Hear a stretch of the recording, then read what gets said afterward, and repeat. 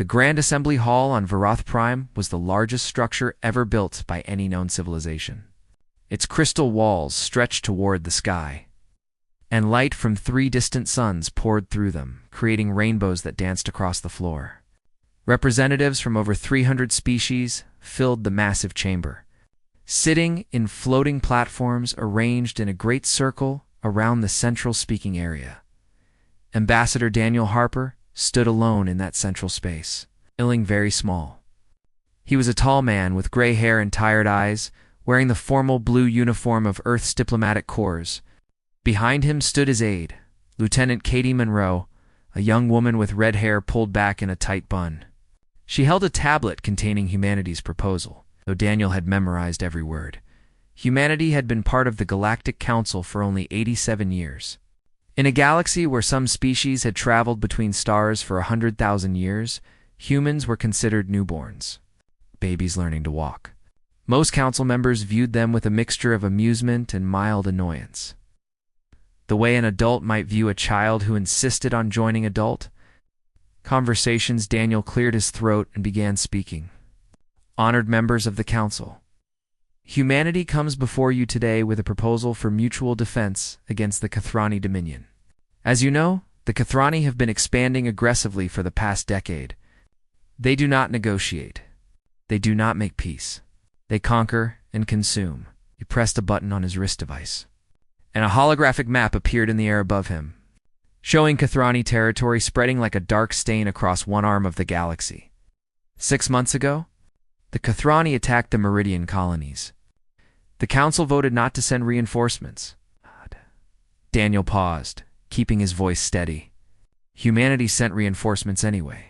17,000 of our soldiers held the Meridian line for 43 days. Against enemy forces that outnumbered them 5-1, they bought time for the colonists to evacuate. Most of those soldiers did not come home. Silence filled the chamber. Katie's hands tightened on her tablet. Her brother had been one of those 17,000. We have proven ourselves in battle, Daniel continued. We ask only for the chance to contribute more fully to the Council's defense strategy. We have ideas, tactics, technologies we believe could help turn the tide against the Kathrani threat. He finished speaking and waited. For a long moment no one responded. Then High Chancellor Torvex rose from his platform. He was ancient even by the standards of his long-lived species, with angular features and cold silver eyes that seemed to look through rather than at whatever they focused on. He had led the council for 200 years, and his word was law. The human proposal is noted, Torvex said. His voice was flat, translated by devices that stripped away all emotion. However, the council has determined that humanity lacks the strategic experience to contribute meaningfully to defensive operations. Your species will be assigned to supply chain management and refugee processing. Daniel felt heat rise in his face. With respect, High Chancellor, our forces demonstrated exceptional capability at Meridian. Surely that counts for something. Laughter erupted from several platforms. The Veluxi delegation made high-pitched chirping sounds that their translators rendered as amusement. The Mandari clicked their mandibles together in mockery. Even species that did not laugh in ways humans could recognize radiated.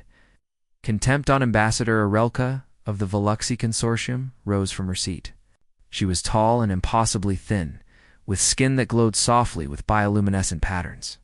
Her species considered themselves the most cultured and advanced beings in the galaxy, and they made sure everyone knew it. The Meridian engagement was a localized skirmish, Irelka said, not bothering to hide her condescension. Primitive tactics. Brute endurance. The Council appreciates human tenacity, but tenacity is not strategy. A stone is tenacious when water flows over it, but that does not make the stone wise. Oh. Katie's face had gone pale with anger. Perhaps in another century, Irelka continued, your species will mature sufficiently to participate in meaningful deliberations. Until then, we thank you for your enthusiasm and encourage you to learn from your elders. She sat down, and the laughter continued. Daniel stood in the center of the chamber, feeling the weight of 300 species looking down at him with amusement and dismissal. These beings thought humanity was a joke. They thought the 17,000 soldiers who died at Meridian were irrelevant. They thought Earth and all its colonies were nothing more than a minor footnote in galactic history. Something changed in Daniel's expression. The embarrassment faded, replaced by something colder and harder. "I see," he said quietly. The chamber grew silent, perhaps sensing something different in his tone. Then humanity has heard the Council's position clearly. He gathered his documents. Actual paper, because humans had never fully abandoned the old ways, and straightened his uniform. "Humanity formally withdraws from these peace talks," Daniel announced. "We will defend ourselves by our own means." The silence that followed was absolute. In 11,000 years of Council history, no species had ever voluntarily withdrawn from negotiations. Members left the Council sometimes, usually through extinction or conquest, but none had ever simply walked away. High Chancellor Torvex actually showed surprise, his silver eyes widening slightly. "Ambassador Harper, you cannot simply leave. The Council provides protection, trade access, navigational rights through controlled space. Without these things, humanity will be isolated, vulnerable."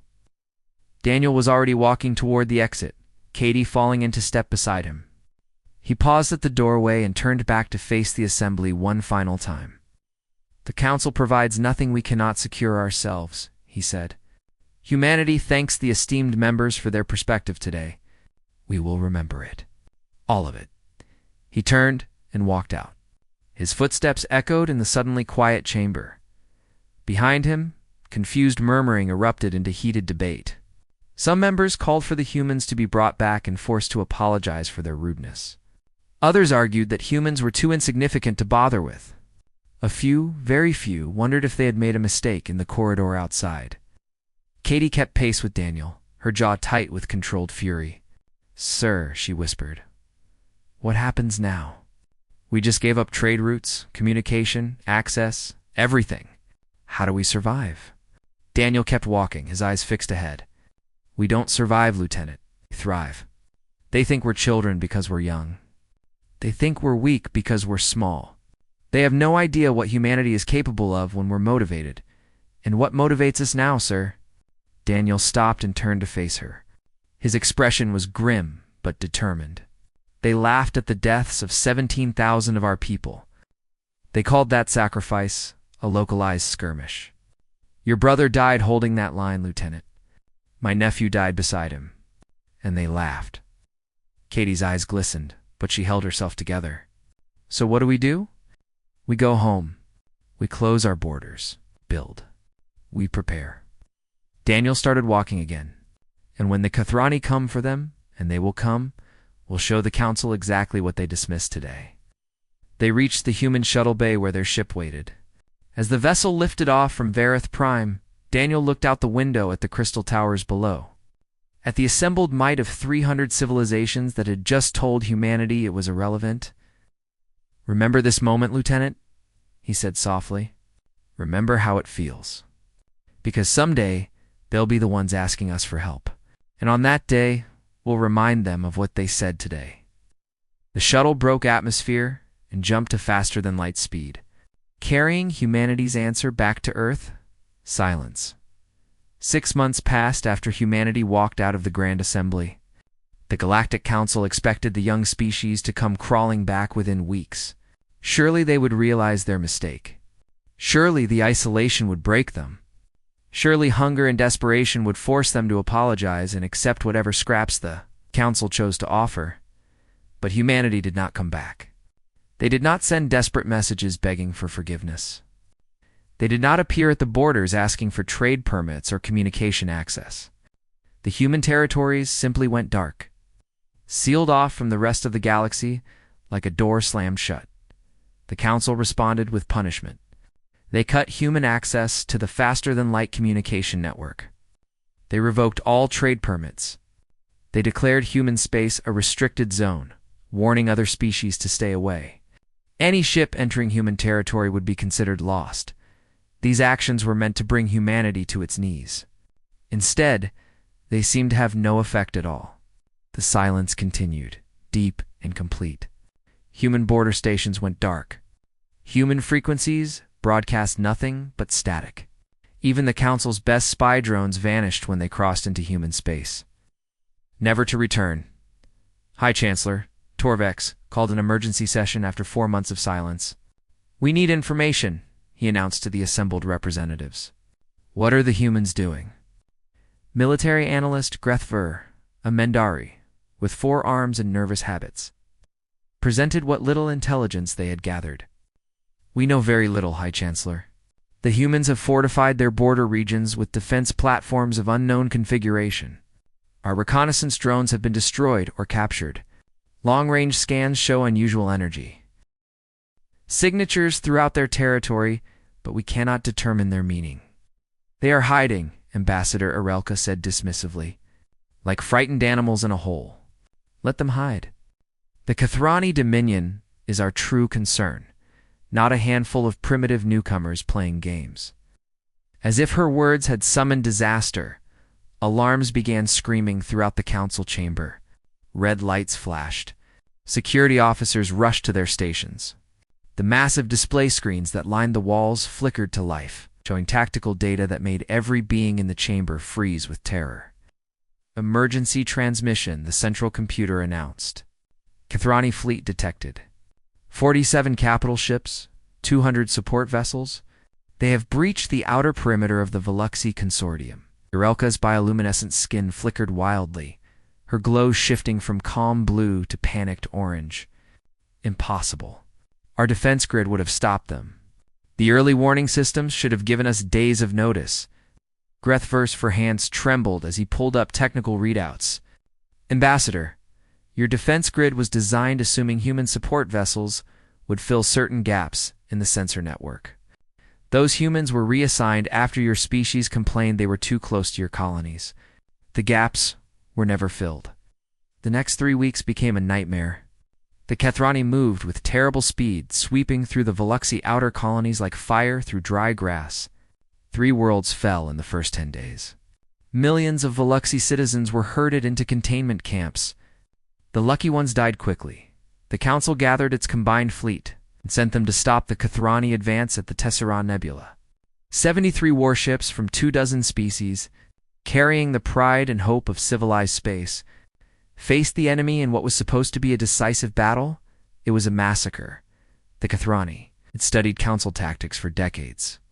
They knew exactly how the Allied fleet would move, exactly how each species would react under pressure, exactly where the weaknesses in their formation would appear. They exploited every flaw with cold precision. When the survivors limped back to Vareth Prime, only 29 ships remained. The rest were debris floating in the nebula. Tombs for 18 million soldiers who had died believing they could win. Torvex sat alone in his private chambers, watching the casualty reports scroll across his display. 40% of the Council's military capacity destroyed in a single engagement. Species that had never known war in living memory were now planning evacuation routes. The Galactic Council, which had stood for 11,000 years, was facing extinction. His aide entered quietly. "High Chancellor, the surviving admirals are requesting guidance. What should we tell them?" Torvex was silent for a long moment. When he spoke, each word seemed to cost him something. "Tell them to hold position, defend what we can, and send a message to the human border." "A diplomatic message, sir?" "The humans are under sanction. We cut them off. I know what we did." Torvex turned to face his aide, and for the first time in centuries, he looked old. "Send the message anyway. Request a meeting. Tell them the Council wishes to discuss renewed cooperation." The diplomatic ship that carried the message was commanded by Ambassador Arelka herself. She had volunteered, some said as penance, others said out of desperation. Her own people were dying while she sat safe on Vareth Prime. At least this mission gave her something to do. Her vessel approached the human border carefully, broadcasting peaceful intentions on all frequencies. She expected to wait for hours, maybe days, for a response. Instead, ships appeared instantly, emerging from hidden positions like ghosts, materializing from empty space. Not small patrol craft, but massive warships, angular and aggressive. Their hulls covered with weapons she could not identify. There were 12 of them, more firepower than her entire escort fleet. A human face appeared on her view screen. He was young, with dark hair and hard eyes. His uniform bore captain's insignia. "This is Captain Greg Martinez of the warship Defiance," he said flatly. "You're a long way from home, Ambassador." Arelka forced herself to remain calm. "I carry a message from the Galactic Council. We wish to discuss renewed cooperation with humanity." Greg's expression did not change. "I'll pass along your request. In the meantime, you'll wait here. Touch nothing. Scan nothing. The ambassador will decide if he wants to see you." "How long must we wait?" "As long as it takes." The communication ended. Arelka's ship sat motionless, surrounded by human warships, waiting for permission to speak with the species they had dismissed as irrelevant just 6 months before. She waited 17 days. Her crew grew restless. Her supplies began to run low. She sent polite requests for updates and received no response. The human ships simply watched her, silent and patient, reminding her with every passing hour that the Council no longer controlled this conversation. On the 18th day, a message finally arrived. Ambassador Daniel Harper would see her. She would be escorted to a station called Citadel 1. Location classified, route classified, everything classified. She would come alone, with no guards, no aides, no recording devices. Arelka agreed to every condition. She had no choice. Her people were dying, the Council was burning, and humanity held the only hand that could pull them from the fire. As her shuttle followed the human escort into the darkness between stars, she wondered what she would find at their destination. What had humanity built in their 6 months of silence? What had they become? She was about to find out. The journey to Citadel.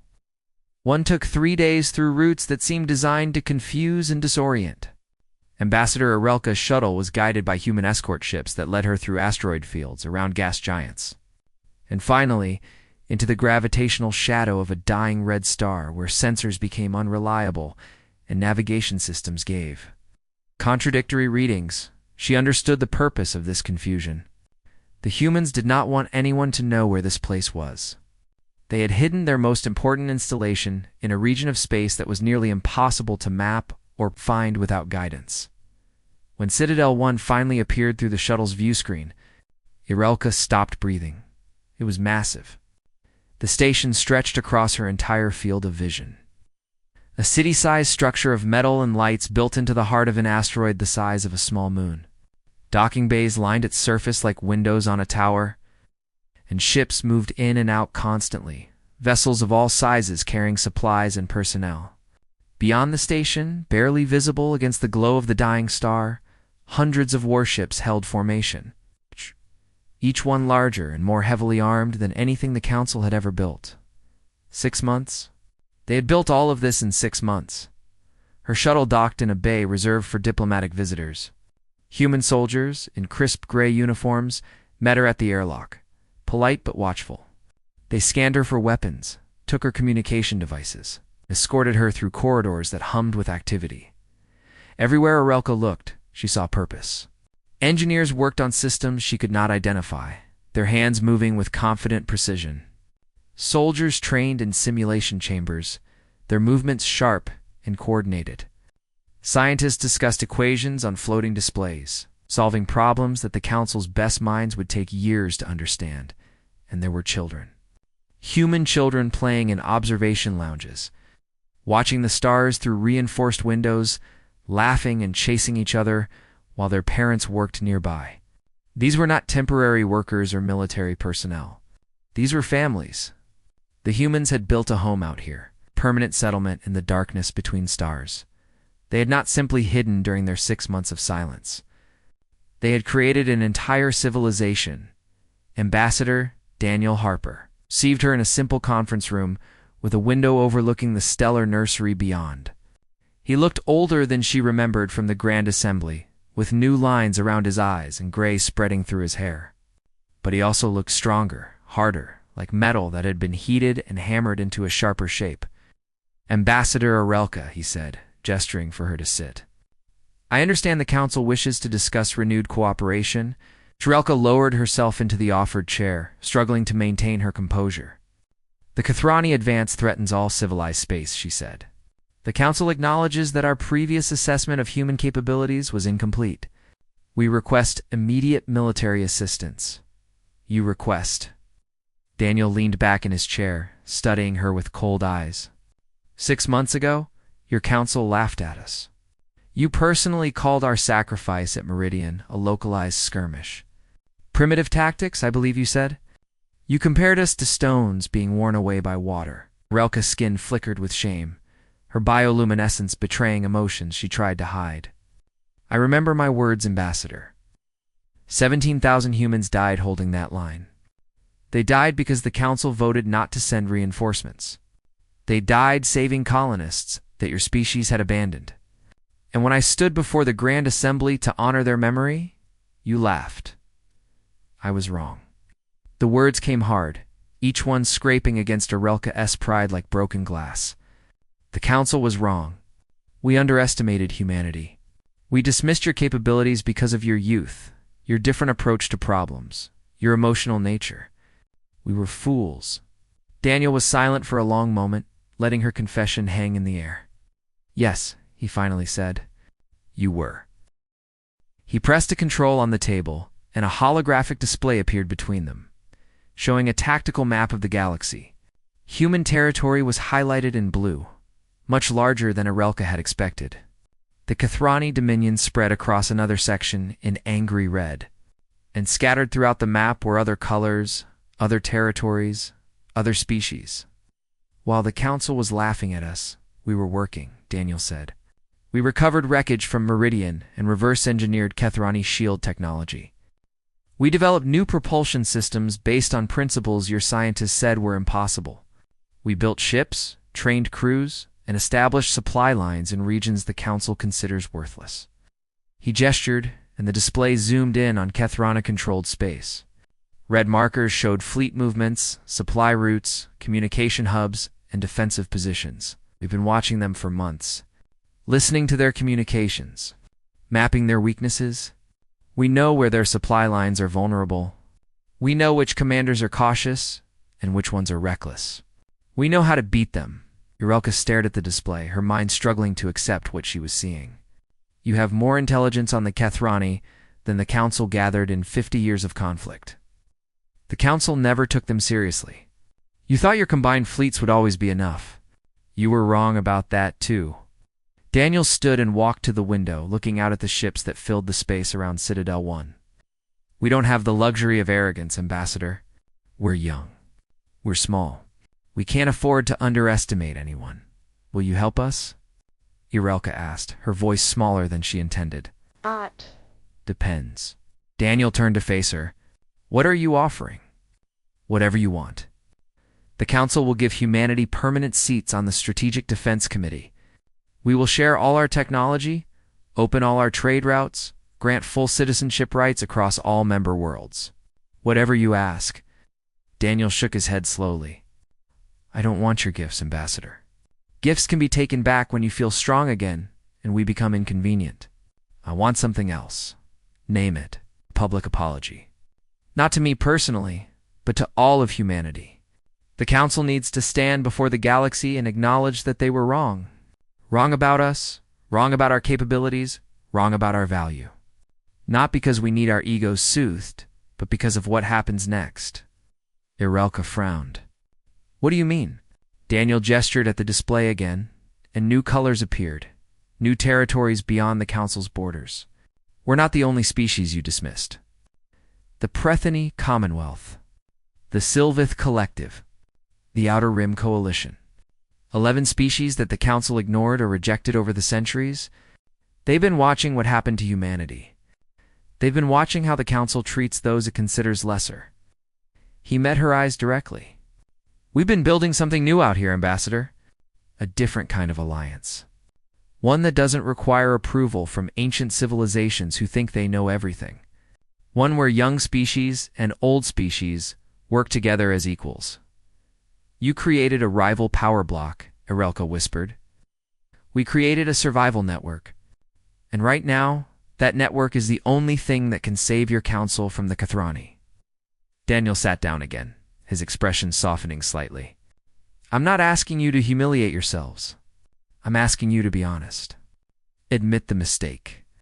Show the galaxy that the council can learn, can change, can grow. Do that, and we'll fight beside you. Refuse, and you can face the Kathrani alone. Arelka sat in silence, understanding the full weight of what he was asking. This was not just about saving the council from the Kathrani. This was about changing the fundamental nature of galactic civilization. The old powers would have to accept that they did not have all the answers.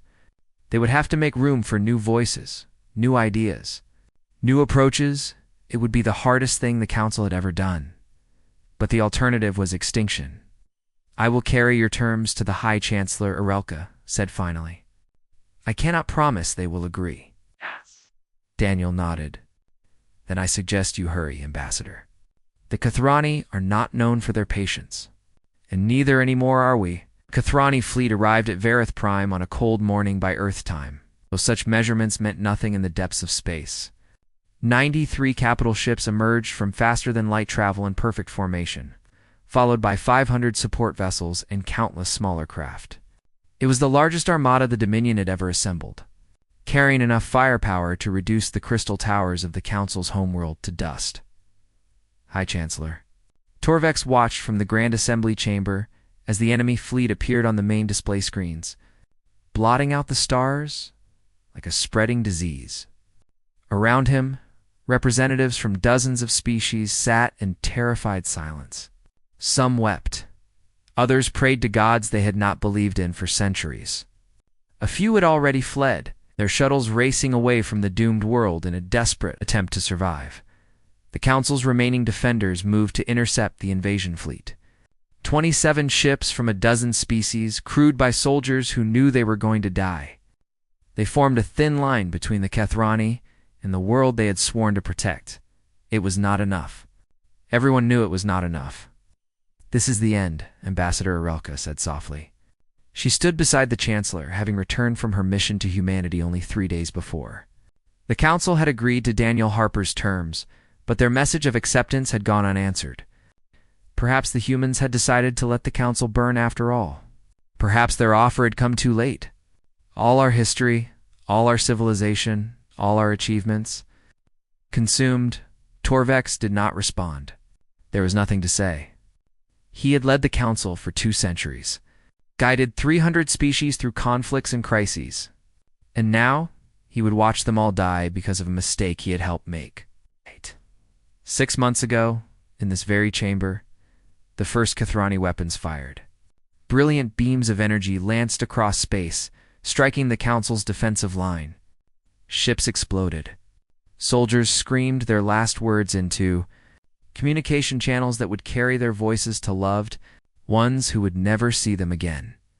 And then the sky split open. Ships emerged from hidden positions throughout the Varith system. Appearing from behind moons, rising from asteroid fields, dropping out of concealment in the star's radiation shadow, 147 warships, each one bearing the blue and silver colors of humanity, each one armed with weapons that made Kathrani's technology look primitive by comparison. They came screaming out of the darkness like avenging angels, hitting the enemy's flank with devastating precision. Human missiles tore through Kathrani shields that had resisted everything the Council threw at them. Human energy weapons burned through armor that had been considered invincible. Human pilots flew with a ferocity and skill that made the ancient species watching from Varith Prime wonder if they were seeing the same. Beings they had dismissed as children at the center. Of the human formation flew the dreadnought Valor, twice the size of any Council vessel. Its hull was painted with names, 17,000 names, one for every soldier who had died at Meridian. Admiral Lisa Novak stood on its bridge, a small woman with gray-streaked blonde hair and eyes that had seen too much death to fear it anymore. Her voice crackled across every frequency. Reaching Kathrani and Council alike, Kathrani Fleet, this is Admiral Novak of the Human Defense Coalition. You are engaged. There will be no retreat for you today. There will be no surrender accepted. You wanted a war? Now you have one. The battle that followed would be studied by military academies for centuries. Human ships moved in patterns the Kathrani had never seen, coordinating through communication systems that updated faster than the enemy could track. They used the system's gravitational fields as weapons, slingshotting around planets to build speed before striking. They employed electronic warfare that turned Kathrani ships against each other, making targeting systems lock onto friendly vessels instead of enemies. Lieutenant Commander Eric Cole led a squadron of 12 fighters directly into the heart of the enemy fleet, weaving through defensive fire that should have been impossible to survive. His target was the Kathrani command ship, a massive vessel that coordinated the entire invasion force. If it fell, enemy coordination would collapse. His squadron reached the command ship's fighter bay with only 6 craft remaining. They crashed their damaged fighters into the landing deck and fought their way through the corridors on foot, killing Kathrani soldiers with weapons designed for close combat. Eric had trained for this mission for 3 months, studied every deck plan they had captured, memorized every route to the ship's reactor core. He lost 3 more pilots in the fighting. The remaining 3 reached the reactor with him and planted demolition charges that would turn the entire vessel into an expanding ball of fire. They fought their way back to the only shuttle in the bay, losing another pilot in the final corridor. Eric was wounded in the shoulder and leg, barely conscious when the shuttle lifted off. Behind them, the command ship exploded, taking 30 nearby vessels with it in a chain reaction of dying reactors. Across the battlefield, the cruiser Resilience took a direct hit that killed most of its crew and left it drifting without power.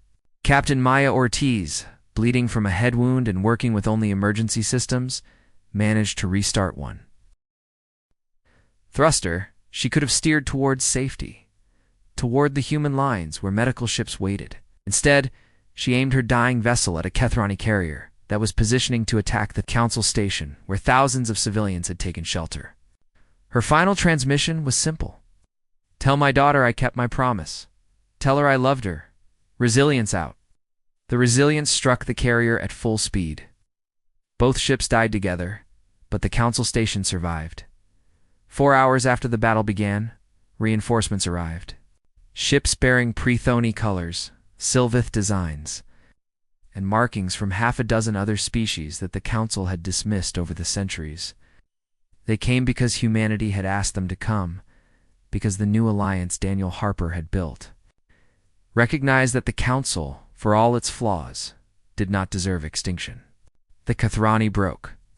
Their remaining ships scattered, fleeing into faster-than-light travel, leaving behind the wreckage of an invasion that had been supposed to end galactic resistance forever. Of their 93 capital ships, only 19 escaped. The rest were debris. The cost was terrible. 43 human ships were destroyed or disabled. 14,000 humans died in the battle, fighting for a world that had mocked them half a year before.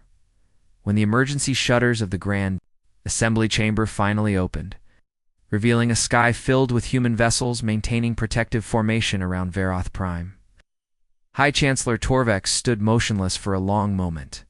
Then, for the first time anyone could remember, he wept. "We were fools," he said, his voice breaking. "Absolute fools." Round him, the representatives of 300 species watched as human shuttles began landing, handing medical supplies, engineers to repair damaged systems, so soldiers who would help defend the survivors until the Council could rebuild its strength. These were the people they had laughed at. These were the people they had called primitive and immature. These were the people who had just saved civilization. Admiral Novak's face appeared on the main display screen. She looked exhausted, covered in the dust and grime of battle, but her eyes were clear. "High Chancellor," she said, "your people are safe. Our fleet will maintain position until your defenses can be rebuilt. Ambassador Harper is on his way to discuss the terms of our continued cooperation." Torvex found his voice. "Admiral, I do not know how to thank you. After what we said, after how we treated you, why did you come?" Lisa Novak smiled, and there was no mockery in it, no revenge, no bitter satisfaction, just simple human decency. "Because it was the right thing to do," she said. "That is what we tried to tell you 6 months ago. That is who we are." 1 month after the Battle of Veroth Prime, the Grand Assembly Chamber had been repaired. The crystal walls that had cracked under the stress of the attack were whole again. The floating platforms were restored to their proper positions. Representatives from over 300 species filled the room, just as they had 6 months before, when humanity had been laughed out of these halls. But everything was different now. High Chancellor Torvex stood at the central podium, his silver eyes sweeping across the assembly. He had aged visibly in recent weeks, the weight of survival settling into lines on his angular face. Behind him, a holographic display showed the human fleet still holding protective formation around Varith Prime. A constant reminder of who had saved them. The Galactic Council has stood for 11,000 years, Torvex began, his voice carrying through the chamber. In that time, we have welcomed many species into our ranks. We have guided them, taught them, and helped them find their place among the stars. We believed this made us wise. He paused, and when he continued, his voice held genuine pain. We were wrong. The chamber was absolutely silent. No one moved. No one breathed. 6 months ago, humanity stood in this very room and asked to contribute to our common defense. They had just lost 17,000 soldiers holding the Meridian Line, fighting a battle we had voted not to support. They came here to honor their dead and offer their strength to our cause. Torvex turned to look at the Veluxi delegation. Ambassador Arelka sat among her people, her bioluminescent skin dim with shame. And we laughed at them. We called their sacrifice a localized skirmish. We dismissed their tactics as primitive. We told them they were too young, too inexperienced, too different to matter.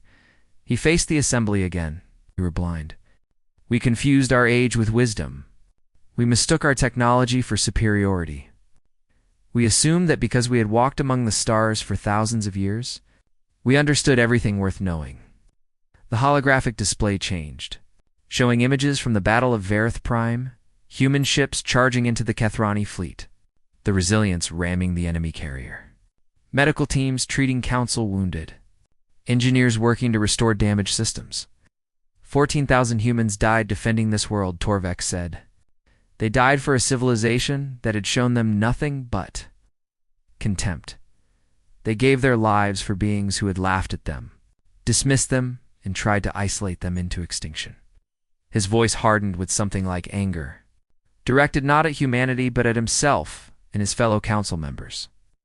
And when Admiral Novak was asked why they came to save us, do you know what she said? She said it was the right thing to do. Not revenge, not leverage, not political calculation, simply because it was right. He let that sink in for a long moment. The council hereby offers a formal apology to humanity. We were wrong about their capabilities. We were wrong about their character. We were wrong about their value to galactic civilization. And we are deeply, truly sorry. Ambassador Daniel Harper stood in the human delegation, wearing the same blue uniform he had worn the day he was laughed out of this chamber. Beside him stood Lieutenant Katie Monroe, now promoted to commander, still wearing the memorial pin for her brother. Admiral Lisa Novak was there too, along with officers who had fought in the battle and diplomats who had worked to build the alliance that saved them all. Torvex turned to face them directly. It's more than an apology, we offer recognition. From this day forward, humanity will hold permanent seats on the Strategic Defense Council. Human tactical doctrine will be studied and incorporated into all joint military training. Human representatives will have equal voice in all matters of galactic governance. He paused, gathering himself for the most difficult words.